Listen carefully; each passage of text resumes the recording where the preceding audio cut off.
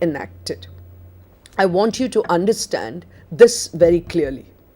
Generally, the true effect of a play comes across to us when we see it being performed. But as students of literature, most of you are only going to be seeing these plays as closet drama. What do I mean by that? You are only going to read it, or it is going to be read to you, or it is going to be explained to you. So very often, many of us who read drama may not get the full import of the play, the full effect of the play that we would be able to get if we were actually watching it. You know, drama can be best appreciated when it is seen, but it's not always possible. But students of literature, do try and see if you can get to seeing the plays. You know, you can see it in a movie form, or if some plays are being enacted somewhere, you should take this opportunity to go and view it, because seeing a play is always the best way to enjoy a play. And now I would like to take you to the types of comedy. Remember, we have to think of exams. And when we think of exams, we begin with what we call the definition of a comedy, which I've attempted to give you. What are the characteristics of comedy? I've attempted to give that to you. Though I've called it language of comedy, I've called it ways to evoke comedy. But yet what we really mean is, what are the features? What are the characteristics? What are the parts that a comedy has? Like you do when we talk about tragedy, we go to Aristotle and his famous definition of tragedy. Unfortunately, we do not have such a clear definition of comedy. But this is what I have attempted to do over the last half hour, 30 minutes. And now I'm going on to probably another question for you, an important question. What are the important types of comedy, kinds of comedy? Let's very quickly look at some of them. What we attempt to do in these lectures is to give you an idea of what it all is about. But then remember, you will have to go back to your library, you will have to go back to your textbooks, you will have to go back to your lectures, to your teachers, and talk about these. Once you get an idea what it all is about, you know what to look for. And that is what we attempt to do in these lectures. They set you on the right path towards reading more, understanding more, and probably writing better assignments, better exam papers. So let's go on to types of comedy. You have the burlesque, which is when other works of art are taken. For example, there's a very well-known play. If I think of The Good-Natured Man, if I think of Walpole, right? If I think of any of the well-known plays, if I think of The Way of the World, or even if I take a Shakespearean romance like All's Well That Ends Well or Twelfth Night, any of the comedies. And you know, you use another word in movies when we talk about it. The word is spoof. So a burlesque is like a spoof. That is, you take a well-known play and you write a play making fun of the earlier play. So probably you have the same characters, you have the same themes, but you are making fun of, either by lampooning it, either by exaggerating it, either by underplaying it, overstatement, understatement, what have you, then you call it a burlesque. Another kind of comedy is satire. Remember, satire can be the kind of satire that Swift had when he wrote his Gulliver's Travels. Satire can be the kind of satire that Addison and Steele had. Satire can also be the kind of satire that you find in the comedy of manners, or you find in the comedy of humors, where things are exaggerated to such an extent that they evoke laughter. There is a kind of drama, comedy, that is referred to as domestic, which means it is within the family. It deals with the home and the hearth. The outside world is totally absent. You have the comedy of ideas, my dear students, which is important. And before that, the comedy of manners. When we think of the comedy of manners, we are thinking of Restoration period. We are thinking of Congreve. We are thinking of Sheridan. We are thinking of Oscar Wilde. We are thinking of all this which was written after the Restoration. Remember, when we talk about 1660, you'll have to go back to your history of literature to understand why that period is called the Restoration period. Because the King of England was restored to the throne after his stay in France. These dramatists came back with a lot of ideas from the French court, a lot of French culture, and they try to imbibe that, to inculcate that in their plays, and that is what we call the comedy of manners or the comedy of wit. The comedy of ideas, I'm taking a big leap and I'm taking you to the 20th century, and I'm talking to you of a person like George Bernard Shaw. Comedy of ideas.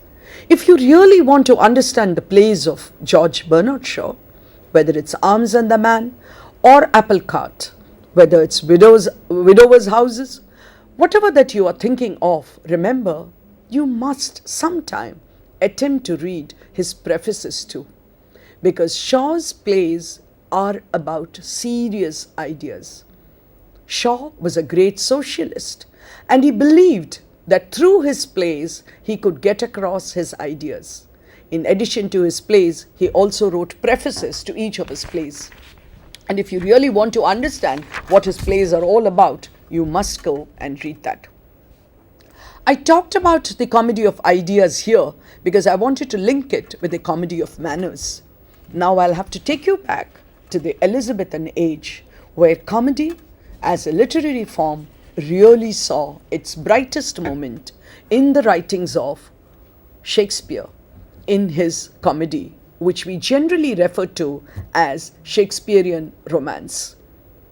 You know, these stories had heroines and heroes, you had a lot of laughter, you had disguises, you had songs, you had the forest, you had the fool, you had A Midsummer Night's Dream, and you had Twelfth Night, and you had The Tempest, and you had All's Well That Ends Well, and you had the Comedy of Errors. I could go on and on because Shakespeare's comedies are probably not as great as his tragedies, but yet a very important part of English literature. Read at least one or two of them. And if you can't read the plays, my dear students, do go back and read Tales from Shakespeare by Charles and Mary Lamb. I think one of the best ways in which Shakespearean plays have been condensed for us, written in very simple language in the Romantic age by this great personal essayist, Charles Lamb. I think you should read that to understand and enjoy the themes of Shakespeare's comedies as well as tragedies. Let's go on to comedy of humors, because when I'm talking of the Elizabethan age, after Shakespeare, the next name that comes to mind is of course Johnson. I'm talking about Ben Jonson, not to be confused with Dr. Johnson and Boswell. Remember Boswell's famous biography of Johnson, Life of Dr. Johnson. Not to be confused with the Dr. Johnson who gave us the first English dictionary. I'm talking about Ben Jonson of the Elizabethan age. And remember, every man in his humor, every man out of his humor. Remember Walpole, remember Bartholomew Fair. What are all these books? The books that we are talking about, the plays that we are talking about, were all based on one Elizabethan theory, which said that there are humors. Now humors are the fluids, not to be confused with the other humor, which evokes laughter, but it's a reference to the fluids in the human body, bile and color. These humors, according to science of the Elizabethan age, gave us our respective character, our nature. If somebody had too much of phlegm, he was phlegmatic. If somebody had too much of choler, he was choleric. So these characters are exaggerated by a particular quality, by a particular characteristic, by a particular feature of their nature. And this caused the comedy. We move on 100 years and we come to the Restoration comedy. Now in the Restoration comedy, the important kind of comedy is the comedy of manners. You have to read The Way of the World, and probably it's prescribed for some of you, to understand how wit, how language, how unusual occurrences, inappropriate moments causes comedy. Read Way of the World, read the School for Scandal in order to understand what is actually happening in the comedy of manners. The sentimental and the anti-sentimental comedy lasted for a very short period, and the name which comes to mind naturally is Oliver Goldsmith. It caused laughter, but in that laughter were tears also. And that is why we refer to it as the sentimental comedy. Very quickly, I want to talk about another kind of comedy, the farce. People would like to keep the farce away from comedy and say, no, it's not a part of comedy. It's not a kind of comedy. But there are other critics of drama who would tell you, no, farce is also a kind of comedy. Generally, the farce is considered to be much lower, and therefore there are people who would not like to consider it to be a part of comedy as a literary form. I wanted to bring to you the difference between the tragic and the comic vision and show how the two are so different. How the characters, you'll have to take a quick look through it, my dear students, to see how the themes, how the characters, how the dialogue, how the language, how the virtues, how the values, how the beliefs, how the attitudes, they are all different in the tragic and the comic version. We are running short of time, and therefore you'll have to have a quick look, because I would like to bring you to the comedy of today. So what I've attempted to do for you here is to show how the heroic qualities are important in tragedy, how it is important for the tragic protagonist to be a king or a nobleman at least, but how on the other side you would notice that this is not true in comedy. You would notice how in tragedy it is very important to have a theme, to have a story content in tragedy. But in comedy, that is not important. But comedy relies on something different from tragedy in order to have its effect. Let me bring you to today. When I talk of today, I'm talking of the 20th century and, of course, the beginnings of the 21st century, because we've just finished one decade in the 21st century. And so it's very difficult to talk about the literature of the 21st century. But we can certainly see that the 21st century is an extension of the 20th century. What happened to English comedy? Comedy as a literary form, comedy as a part of drama in the 20th century. Let us look at some of the important contributors and contributions of this century. We must talk about the Auden group. Critics have referred to them as the Auden group because W.H. Auden, the famous poet, and three more people together, Louis MacNeice, remember the war poet, Stephen Spender, whose poem probably The Strain, you know. These writers came together and did some plays together. They produced the plays together, they wrote the plays together, and therefore their group and the kind of drama that they wrote was called the group theatre. Let's look at Beckett and Brecht, and you probably know that what they wrote was called the theatre of the absurd. We called it the theatre of the absurd because if you take one play as an example and you think of Waiting for Godot, you know that they are waiting. They don't know who they are waiting for. They don't know why they are waiting. They don't know when the person will they come. They do not know whether the person will ever come. And therefore, it is called the theatre of the absurd, based on the existential idea that nothing really happens in life, that nothing is of importance, that we are all just existing. You had this kind of comedy. I want to talk about Noel Coward because his contribution to English drama of the 20th century is very important. He wrote about 50 plays, and his plays were very, very popular on the stage. He was closely associated with the movies as well as the stage, and his contribution is important. Another contribution is by writers who, like Pinter, for example, who talked about the injustices of society. And I have talked of them as the angry young man, because these protagonists were unhappy, were angry with the kind of life they were forced to live. And in their comedy, you see this happening. Look Back in Anger is a play that you might like to go back and watch. The women dramatists of this period, unfortunately, have not got the kind of recognition. Their plays have not been performed as much as the male playwrights of this period. But you might like to go back and look at people like Pam Gams, Sarah Daniels, Sarah Khanna, etc. The arrival of television as a popular form of entertainment did have its effect on drama, on the theatre. And theatre, in its turn, had its effect on television.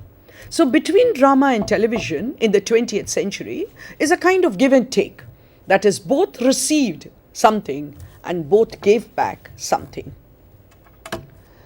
Another writer of this period, the 20th century, is Arnold Wesker. His most famous play is The Kitchen, and that is why some people refer to his plays as the kitchen sink drama, because he talks about the kitchen in a famous hotel and it deals with the waiters and waitresses there. Remember, I've already told you that in comedy, the characters don't have to be from rich upper class society. They are the common people with whom the reader or the spectator can very easily empathize, sympathize, understand, even when he is laughing at. My dear students, I've been talking to you about comedy as a literary form. Remember, we have to understand that drama is meant to be seen. We have to understand that tragedy and comedy are two different kinds of drama. In everything, they are different, except that they are both plays. Remember, the aim of tragedy is different from the aim of comedy. The themes are different, the characters are different, the language is different, the effect is different. And probably even the spectators or the readers who appreciate tragedy maybe do not appreciate comedy, and vice versa. But for you students who are attempting to understand comedy as a literary form, please remember that we have to look at the chief characteristics, features, and the growth and development of comedy. We need to do this so that you can understand how comedy is important as a literary genre today. I've attempted to take you to the beginnings, to take you to Greece and the village revelry, and bring you up to the 20th century with a quick look at the kinds of comedy that have been written in the English language. Because naturally, as students of English literature, what you are looking at is comedy as a literary form with special reference to the comedy that is written in the English language. And most of it that I've been talking about is comedy that has been written in Great